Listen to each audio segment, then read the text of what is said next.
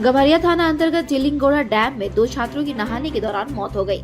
बताया जाता है कि वे झरने के पास सेल्फी ले रहे थे और इस दौरान उनका पैर फिसल गया और वे गिरकर पानी में डूब गए। मिली जानकारी के अनुसार एक नाम शोभित सिंह और दूसरा नाम श्रवण कुमार है। शोभित कुमार बर्मा क्षेत्र के लक्ष्मी नगर का रहने वाला है, जबकि श्रवण कुमार न्यू सुभाष कॉलोनी ओलीडी डिमना रोड का रहने वाला है। दोनों ही छात्र 11वीं कक्षा में पढ़ रहे थे। इधर घटना की सूचना पाकर गम्हरिया पुलिस मौके पर पहुंची।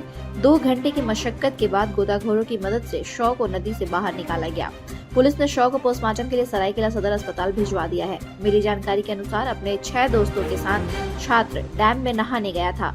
नहाने के दौरान झरने की सेल्फी लेने के क्रम में गहरे पानी में चला गया। उसके साथियों ने उसे बचाने का प्रयास किया पर उसे बचा न पाए। वहीं पुलिस की माने तो लगातार महीने में 2 बार व्यक्तियों की मौत होती है। उन्होंने यूसीएल डैम के अधिकारियों को कई बार चेताया है कि वहां आ रहे लोगों को नहाने से रोका जाए या चेतावनी दी जाए। यदि वे लोग को रोक पाने में समर्थ नहीं है तो थाना को सूचित करे। थाना वहां आने वाले लोगों से सख्ती से पेश आएगा। लोगों को वहां नहाने से मना करे।